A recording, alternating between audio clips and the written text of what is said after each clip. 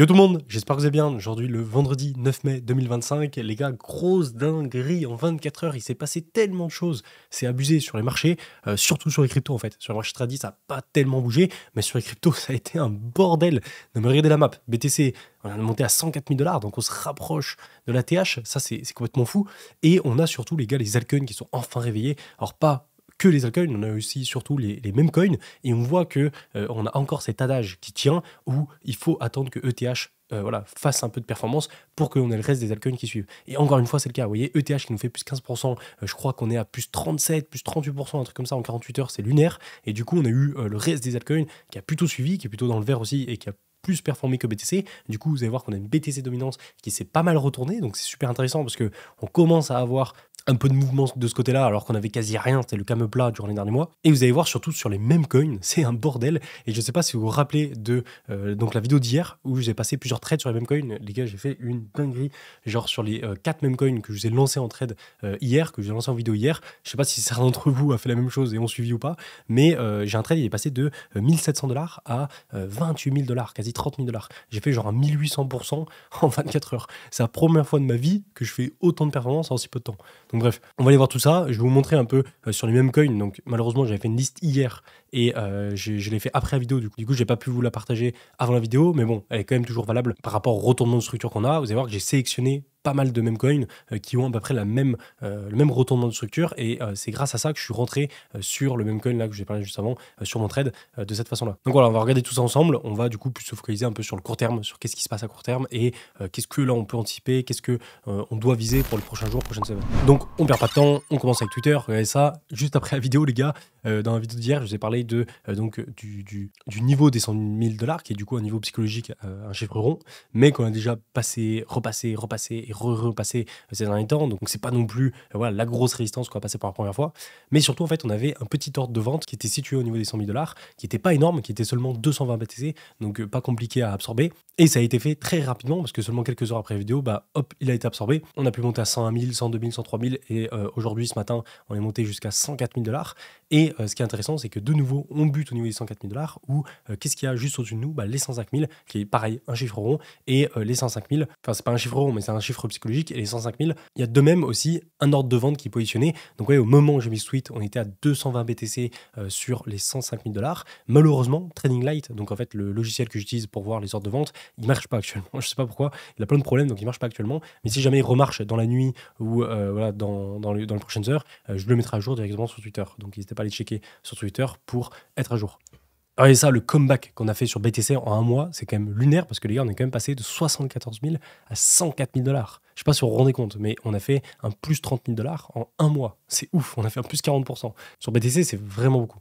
Et du coup, en fait, toute la baisse là qu'on s'est tapé, qui était horrible, de janvier, enfin de décembre plutôt, jusqu'à début avril, où on s'est tapé voilà, 3-4 mois de baisse qui était long et avec plein de faux espoirs, plein de rebonds, plein de difficultés, et ben en fait, ce qui est fou, c'est qu'en un mois, boum, on a tout réabsorbé à la hausse, voilà, en peu de temps en fait. Ça, c'est un peu la magie des cryptos, hein. Chaque fois, c'est ça, c'est souvent la même chose, que ce soit dans un sens ou dans un autre. Et ce qui est encore plus fou là, c'est en 24 heures, regardez ça, on a eu 1,2 milliard de dollars de liquidation pour 875 millions de shorts. Ça fait plaisir pour une fois que les shorts se fassent sortir. Et vous allez voir au niveau des stats là que je vais vous montrer juste après, on a encore beaucoup de shorts qui sont positionnés, ce qui est très bien pour nous, parce que ça veut dire qu'on peut encore pousser pour aller liquider ces shorts qui ne veulent toujours pas passer en mode bullish. Bon, on va voir aussi, tiens, ça c'est hyper intéressant, rappelez-vous de ce graphe là que je vous ai déjà partagé hier, que je vous ai partagé aussi il y a un mois, début avril, avant qu'on pète, en vous parlant voilà, du rebond sur le ruban, du RSI qui était ici et le MACD, vous connaissez, je vous en ai déjà parlé hier. Et ce qui est intéressant, c'est que là, le MACD, vous voyez, on est à 2 doigts de croiser. Donc on va aller voir ça après sur TradingView, mais il est possible que durant cette semaine, on aille croiser au niveau de ce ruban. Suivant la clôture daily qu'on va faire, je crois que c'est aux alentours des 104 000, 105 000 $, donc on y est quasiment. Mais suivant si dimanche soir, on clôture à ce niveau, et ben on va pouvoir former une clôture là au niveau weekly qui va être dans le vert au niveau du MACD, ce qui va donner un croisement bullish au niveau du MACD et du coup en général une relance d'une tendance haussière voilà, qui pourrait nous permettre d'aller chercher la TH puis ensuite casser pour aller chercher les 130 000, 150 000 $, comme je vous expliquais aussi hier. Bon, ensuite, c'est bien beau tout ça, vous voyez, on fait que monter, tout est beau, tout est vert, tout est bullish, mais attention quand même, c'est-à-dire qu'on est dans un range, donc là actuellement, vous voyez, on rentre dans le range. Donc hier on était aux 100 000, là on est aux 104 000, donc on arrive en haut du range, mais rappelez-vous que dans ce range-là, on peut très bien avoir beaucoup de pièges. C'est pour ça que je vous disais que moi, personnellement, je ne rentrais pas sur BTC. Je rentrais sur les mêmes coins parce que c'est encore très différent.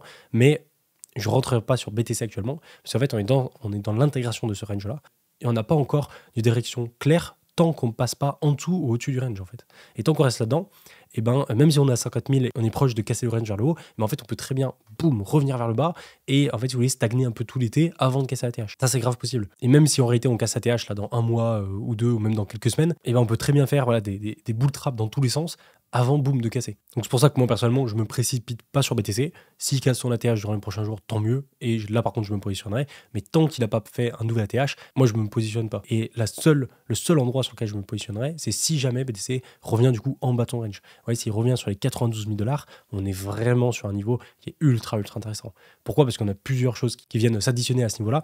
Donc déjà, oui, c'est le bas de range qu'on a ici, qu'on tient depuis novembre-décembre, qui est super solide parce qu'en fait, plusieurs fois, on est venu s'appuyer dessus pour rebondir. Voilà, c'est vraiment le point pivot des derniers mois où quand on passe en dessous, bah, hop, on part en tendance baissière plus profonde, et inversement, quand on réintègre ce niveau-là, bah, c'est souvent une tendance haussière derrière qui se dégage. C'est aussi au passage le retour sur le ruban, c'est-à-dire si on regarde ici, bah, on revient faire pullback sur le ruban qu'on a break ici au niveau de mi-avril. Et ce qui est intéressant aussi au niveau de ce niveau des 92 000, c'est qu'on a le gap CME qui est à 92 000 $, donc on pourrait le combler, et aussi un cluster de liquidation que je vous ai montré aussi hier en vidéo, où on peut le voir, je pense, je l'ai mis juste après. Voilà, ici, vous voyez, on a un cluster de liquidation qui est quand même assez impressionnant, juste en dessous des 93-92 000, qu'on pourrait revenir chercher pour liquider un maximum de longue et ensuite, boum, repartir. Alors c'est vrai que ça ferait une belle correction, parce qu'en fait, on passerait de en haut du range, en bas du range, mais si voilà, on prend notre temps pour l'été, c'est quelque chose qui est largement faisable. Et ouais, au niveau du gap CME, ben, on a ce gap-là qu'on n'a pas encore comblé au niveau aussi des 92 000. Donc on a pas mal de choses qui sont intéressantes à ce niveau-là. Encore une fois, c'est toujours compliqué parce qu'en fait, quand on a des niveaux clés comme ça, ben, on a tout le monde qui regarde. Et du coup, en général, ben, quand tout le monde attend un niveau clé, et ben, le marché va pas forcément revenir pile sur ce niveau clé pour repartir parce que ça va faire gagner trop de monde. Mais pour ça, il faut regarder un peu qu'est-ce qui se partage sur les réseaux comme avis voilà, au global.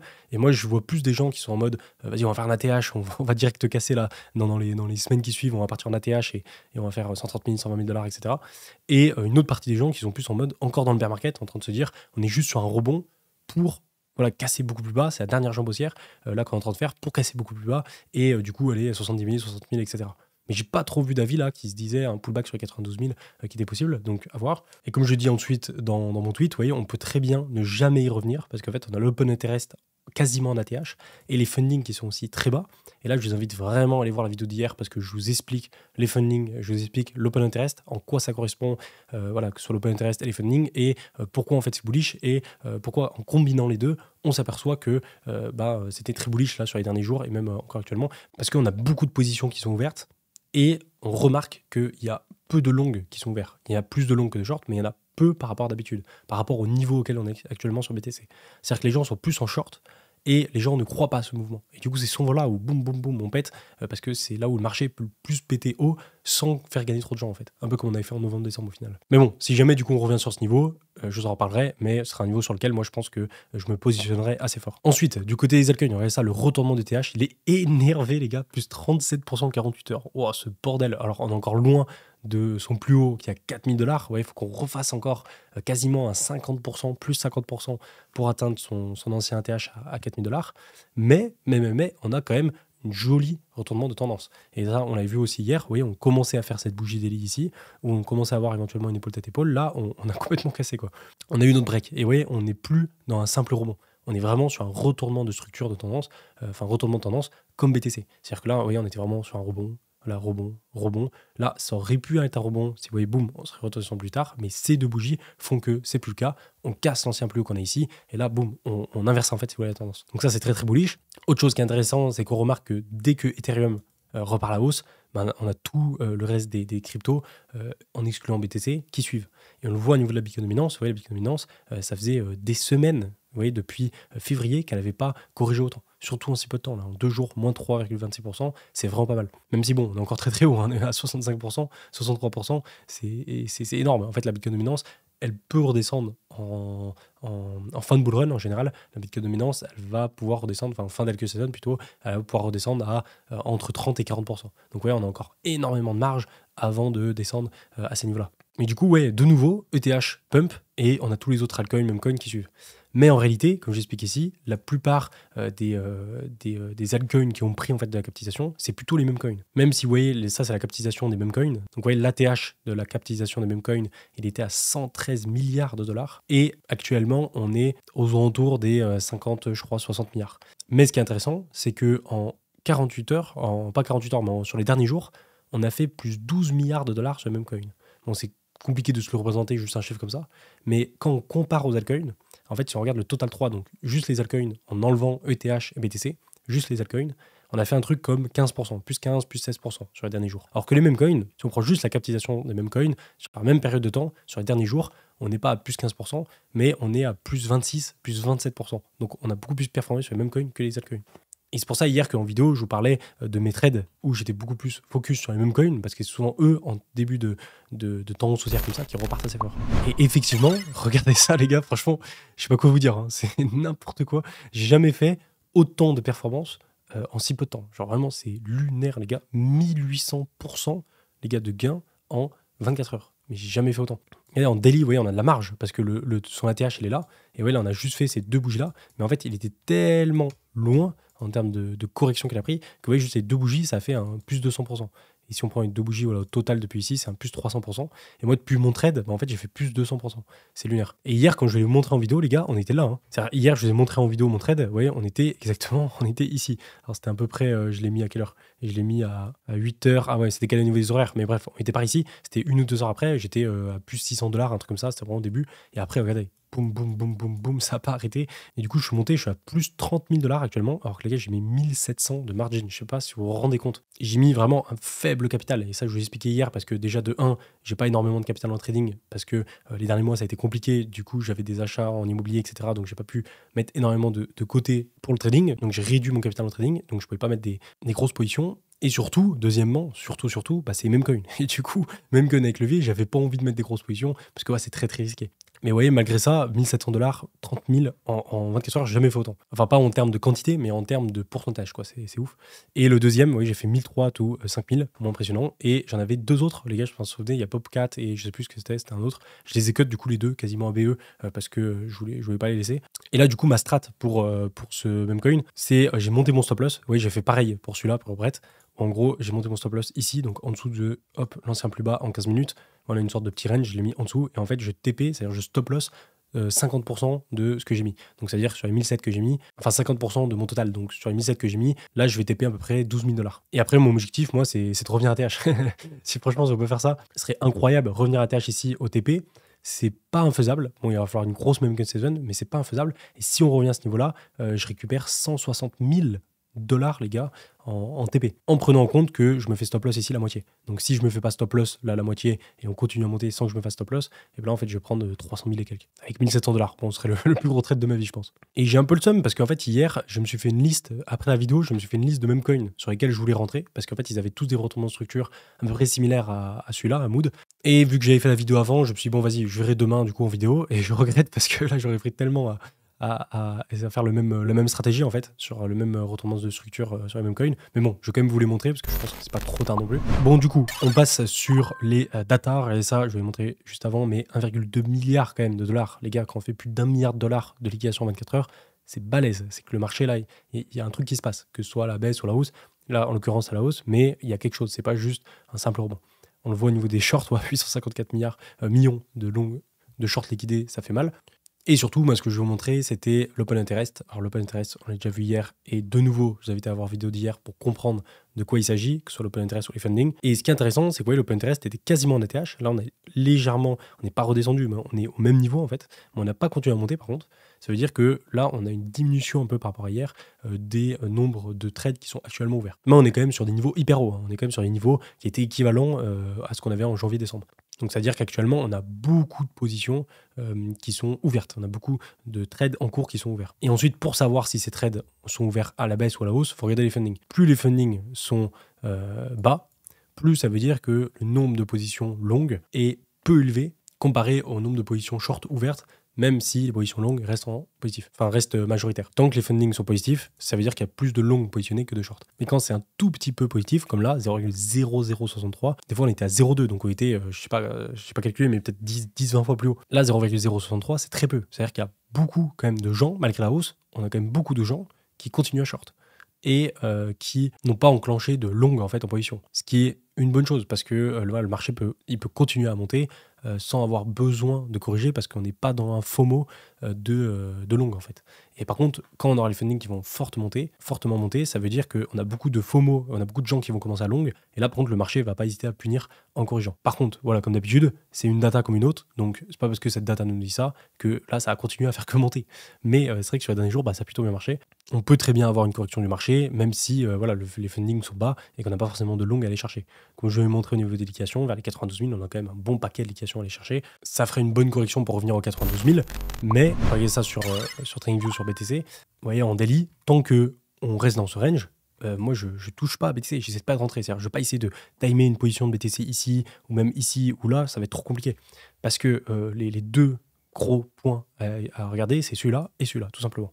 Voir si on revient sur celui-là, voir si on casse celui-là, ou voir si on s'est rejeté par celui-là, ou voir si on passe celui-là, tout simplement. Parce que je vous rappelle un peu le mouvement qu'on avait dans ce range. Regardez ici, c'est le bordel. C'est-à-dire que oui, on arrive, boum, on remonte, et en fait à chaque fois il y a des bull traps, des bear traps, vous voyez, dans tous les sens. Et en fait, trader là-dedans, vous pouvez prendre large, vous voyez, quand on revient ici, ensuite tu remontes, hop, tu vas chercher ici, et ainsi de suite. Tu peux prendre les hauts et les bas de range, mais à l'intérieur, prendre une position, par exemple ici, pour ressortir là, c'est super chaud. Parce qu'il y a plein de pièges de partout. C'est pour ça que moi, je préfère attendre. Si je vois le cours, voilà, corriger, revenir vers les 92 comme j'expliquais, parce qu'il y a le ruban qui doit pas être loin, même si là il a dû bien monter. Ouais, il est par ici, mais vous voyez, si le cours corrige, en fait le ruban, hop, il va s'aplatir un peu plus. Du coup, on aura le ruban, on aura le cap CME qui est juste là, on aura les liquidations à 92 000, plus du coup le point pivot, enfin le bar range qu'on a là. Ça pourrait être un niveau super intéressant pour longue. Avec stop loss ici, moi ça c'est un truc que je pourrais faire. Donc ça c'est le premier cas. Et le deuxième cas où je me positionne, c'est si on fait un ATH. Si je vois que le cours, il vient de taper la borne haute là, et il commence à passer au-dessus, et on commence à péter les clôtures daily des anciens ATH là, à, c'était combien 100, en plus on avait fait un double top à 106 000 $, et on fait une clôture daily au-dessus des 106 000 $. Là, banco, là je pense que voilà, je me repositionne à fond, parce que de nouveau en fait, on risque de repartir en climax run suite à l'ATH. Donc voilà, mais mis à part ça, je ne vais pas toucher BTC. Après, les mêmes coins, les altcoins, ça c'est autre chose. Ce que je vais vous montrer aussi, ce que je vous ai montré tout à l'heure sur Twitter, c'est en weekly, rappelez-vous, hop, le graphe un peu magique là, au niveau du ruban RSI MACD, et ce qu'on voulait voir ensemble, c'était est-ce que le MACD est en train de croiser bullish ou pas. Donc hop, on va l'agrandir pour voir exactement. Et vous voyez, pour l'instant, c'est sur le point de se faire. Et en fait, je ne sais pas à combien ça va être exactement, mais peut-être vers les 105 000 $. Ouais, là, on est à 102 000. Alors, je ne sais pas pourquoi on est à 102 000. C'est peut-être sur Bitstamp. Je vais aller voir sur un autre. Ah, mais non, 102 000, c'est juste parce que voilà, on est redescendu par rapport à 104 000. Mais c'est possible qu'au moment où on était à 104 000, on était en train de croiser bullish. Je ne sais pas combien ça va être, mais vous voyez la bougie là, rouge qu'on a ici, la toute petite, elle est à 2 doigts de passer en vert. Et en fait, suivant la clôture weekly qu'on va faire donc dimanche soir, je pense que ça va être vers les 104 000. Si on passe au-dessus des 104 000 $ au niveau de la clôture weekly, en fait, on va passer hop dans le vert et là, ça va être cross bullish. Et en général, voilà, comme vous l'avez à chaque fois, dès qu'on a eu les cross bullish, vous voyez que ce soit ici, boum, tendance haussière, ici, boum, tendance haussière. Et là, de nouveau, ça devrait suivre logiquement. Donc voilà, hâte de voir ça. Si c'est pas pour cette semaine, ce sera sûrement aussi pour la semaine d'après. Donc pas de précipitation. Ensuite, petit tour sur la Bitcoin dominance. Vous voyez, c'est pas non plus la folie. Hein. On a une petite correction voilà, en daily. En fait, ça change de ce qu'on avait sur les dernières semaines ou les derniers mois où c'était voilà, que de la montée. Et là, enfin, on a une petite correction de la Bitcoin dominance, même si en réalité, c'est très très léger. Regardez, si on dézoome, vous voyez, c'est que dalle. Et là, il nous faut vraiment un retournement de ce style pour commencer à avoir une LQ season. Mais il faut vous dire, regardez la performance qu'on a actuellement sur les memecoins et les altcoins, alors qu'on a fait que ça. Alors imaginez quand ça va se retourner, à quel point la performance sur les altcoins, en fait, en dehors des cryptos, en dehors de Bitcoin, ça va performer. Et pour ceux qui n'ont jamais vu qu'une LQ season, vous allez voir que c'est impressionnant. Mais bon, comme je vous expliquais aussi dans la dernière vidéo, moi je vise plutôt ça pour la fin d'année. C'est-à-dire que moi je vise plutôt une LQ season pour septembre, octobre, novembre, décembre 2025, plutôt fin d'année, dans ces zones-là, que pour cet été-là. On verra encore une fois comment ça se passe, mais on peut très bien avoir un entre-deux où, comme on l'a eu ici, rappelez-vous, là, on a eu quand même une grosse memcoin season et un petit peu d'altcoin season à ce moment-là, en novembre-décembre, où on a eu une petite correction, et en fait, on peut très bien remonter un peu pour la fin d'été, et boum, fin d'année, on chute complètement. Oui, c'est un peu ce qu'on avait fait aussi ici en 2021. On avait performé du côté des altcoins été 2020, et ensuite, on était remonté en fin d'année pour boum, repartir sur les altcoins. Donc ouais, il faut s'attendre à des petites feintes comme ça, hein. Ça c'est obligé, où voilà, tout est versé sur les altcoins, du coup tout le monde se positionne sur les altcoins, et finalement, boum, BTC reprend le lead, du coup tout le monde est en mode ah vas-y les altcoins en fait c'est pas le bon choix, et là boum, tous les altcoins prennent tout. Donc voilà, ensuite la petite liste, la fameuse liste là que je vous ai fait sur les mêmes coins, alors je l'ai fait hier soir en fait. Hier soir, j'étais devant mon PC et je me suis dit, enfin, hier après la vidéo, et je me suis dit, vas-y, il faut que je me positionne sur les mêmes coins parce que à chaque fois qu'on a une BTC comme ça qui repart à la hausse, comme en novembre-décembre, bah, on a tous les mêmes coins d'abord qui performent en premier. Et là, on l'a très bien vu, juste au niveau de la market cap, ils ont fait plus 26, plus 27%, alors que les altcoins, sans compter les mêmes coins et les ETH et BTC, eh ben, ils sont à plus 15%. Donc on a meilleure performance sur les mêmes coins que sur les altcoins. Mais c'est parce que aussi, ils ont énormément corrigé. C'est-à-dire, vous prenez les altcoins, ils ont peut-être corrigé de moins 10, moins 70, moins 80%. Les mêmes coins, ils ont fait moins 92. Donc forcément, quand il y a un rebond, bah, c'est plus fort. Mais du coup, pour trader, c'est plus intéressant, je trouve. Et en fait, les deux trades du coup que j'ai mis hier, où là j'ai fait plus 1800% en 24 heures, et j'ai utilisé tout simplement le ruban. Et ça, le ruban, bah, il est pas mal en dessous tout le temps de la gueule du ruban. Mais franchement, il marche trop bien. Pour les retournements de tendance comme ça, il marche trop bien. Où vous voyez, tout le long de la tendance baissière, bah, en fait, on ne fait que se rejeter dessus. Et en daily, au moment où break, vous voyez, on commence à venir pullback ici, bah souvent, boum, on redécolle. Il y a Andy qui est pas trop mal. On a le Bonk, en fait, ils ont à peu près tous la même structure au final. Ouais, le Bonk, pareil, on est en dessous tout le long. Et ouais, au moment où on break, boum, on vient pullback. Et en fait, venir chercher, se positionner sur le pullback qu'on avait ici. Donc, c'est ce que je voyais hier. Ouais, hier, on n'avait pas encore complètement décollé au moment où je regardais ça, on était ici. Et ça, c'est parfait en fait. Quand on a le ruban comme ça, hop, on vient casser, on vient pullback dessus, se positionner ici pour ensuite jouer ça avec le stop loss là. C'est super intéressant. Brett, oui, c'est la même chose. Ouais, on casse, on vient pullback, boum, ça décolle. Il y a Chill Guy, alors lui, pareil, il s'est pris une claque. Non, mais regardez ça, depuis le top, il était dans le plus bas que le point de privé. Enfin, je sais pas ce qu'ils avaient fait exactement, mais moins 97%. Non, mais je sais pas si vous vous rendez compte. Il faut le faire à l'inverse pour comprendre ce que ça représente.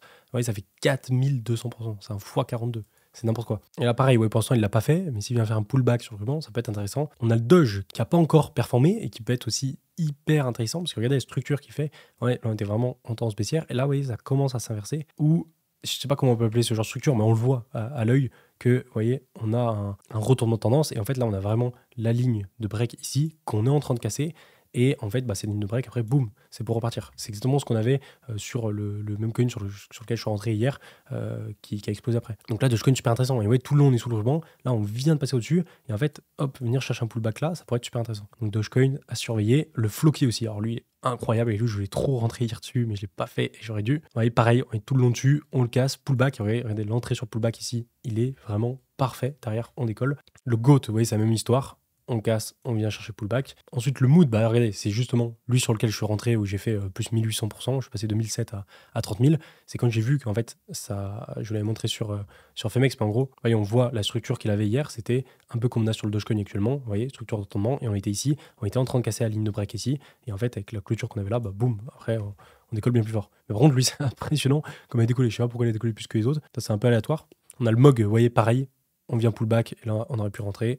On a le mover, vous voyez, qui lui a fait son pullback un peu plus bas et qui est plus à proximité en fait. Et là, ce qui est intéressant, c'est dans tous ceux que je vous montre, il y en a qui sont plus faciles à prendre que d'autres. C'est-à-dire que lui, par exemple, le MOG, ça va être compliqué d'entrer là parce qu'il est déjà bien monté. Et en fait, il peut faire une correction qui peut être plus importante et donc on peut se ressortir. Alors que, vous voyez, un Dogecoin, par exemple, il n'est pas encore. Il a commencé à monter, mais c'est pas encore. L'explosion quoi. Il y a Miro aussi qui est à peu près pareil. PP, j'ai trop le seum aussi, c'est comme Floki. PP et Floki, je voulais vraiment me positionner dessus parce que hier en fait, quand on n'avait pas fait encore ces deux bougies là, on était pile ici, on était pile sur le pullback du ruban quoi. Donc c'était vraiment l'endroit parfait où moi en général je me positionne. Le Ponk, c'est pareil. Ouais, même chose, pullback ici. Ensuite, j'avais noté aussi le Slerf, ça doit être pareil. Vous voyez, même chose, le pullback au même endroit. Il y a le Wen aussi, même histoire, et le WIF derrière qui a fait la même chose. Bon, c'est des meme coins, c'est-à-dire que il faut prendre en compte que voilà, c'est des projets, il n'y a aucune utilité derrière. Après, au final, les meme coins, il n'y a rien derrière, mais ils performent plus que les altcoins, ça c'est fou. Mais voilà, il n'y a pas vraiment d'analyse à faire, que ce soit au niveau comme BTC, comme je peux vous faire, au niveau d'open interest, des funding, des liquidations, etc. Le seul truc que moi je regarde pour rentrer sur Memecoin, c'est sa structure. C'est-à-dire que son graphique, est-ce qu'il est dans un retournement de tendance, est-ce que voilà, il fait un pullback sur le banc, etc. Ce genre de choses, mais ça reste assez léger. Ça veut dire que là, les risques, ils sont beaucoup plus élevés que rentrer sur un trade avec plus de data, en fait, si vous voulez. Mais derrière, forcément, le gain est aussi beaucoup plus intéressant, donc ça va avec. Donc c'est pour ça, faites gaffe. N'allez pas y foutre beaucoup de capital là-dedans, si jamais vous voulez tester. La dernière chose que je vais vous montrer, c'était ETH, parce que ETH, on a vraiment, alors je vais le montrer tout à l'heure sur Twitter, mais on a vraiment ce retournement de tendance qui est en train de se faire et qui n'est pas un simple rebond comme on l'avait voilà, chaque fois ici. Là, on est vraiment sur un retournement de tendance. Donc voilà, ça ressemble à Bitcoin. C'est super le fait qu'il performe autant, plus 38% là encore en Twitter.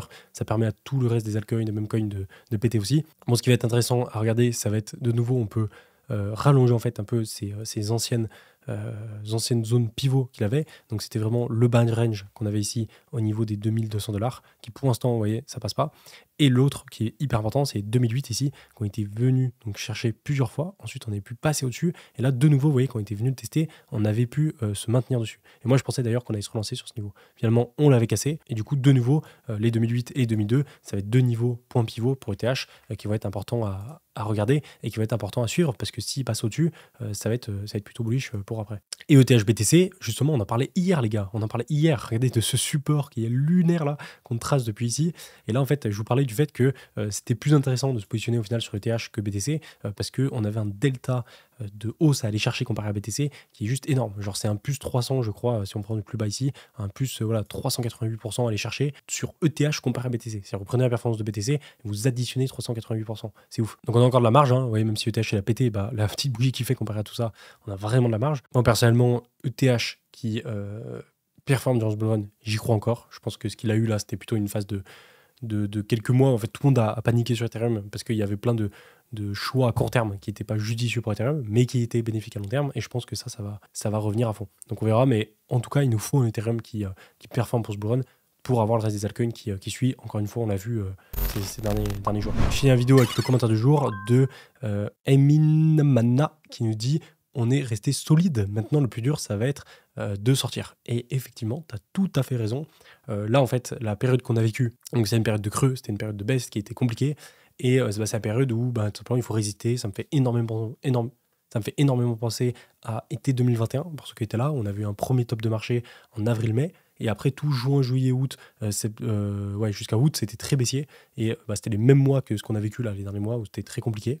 Et en fait, derrière, en fin d'année, vers septembre, octobre, novembre, boum, on était remontés. Et là, en fait, on a un peu vécu la même chose, mais cette fois-ci en décalé, donc plus pour janvier, février, mars que pour juin, juillet, août. Et là, du coup, voilà, on sort de ça. Là, on a tout qui est bon, que ce soit au niveau de Trump qui s'est calmé avec ses frais de douane. On a, je vais expliquer, le plus important, c'est la baisse des taux d'intérêt. Et vu que le marché anticipe ça, parce qu'en fait, ce qui est très probable, c'est qu'on ait une baisse des taux d'intérêt pour juillet et même pour septembre. Et du coup, vu que le marché anticipe, c'est pour ça qu'on monte autant.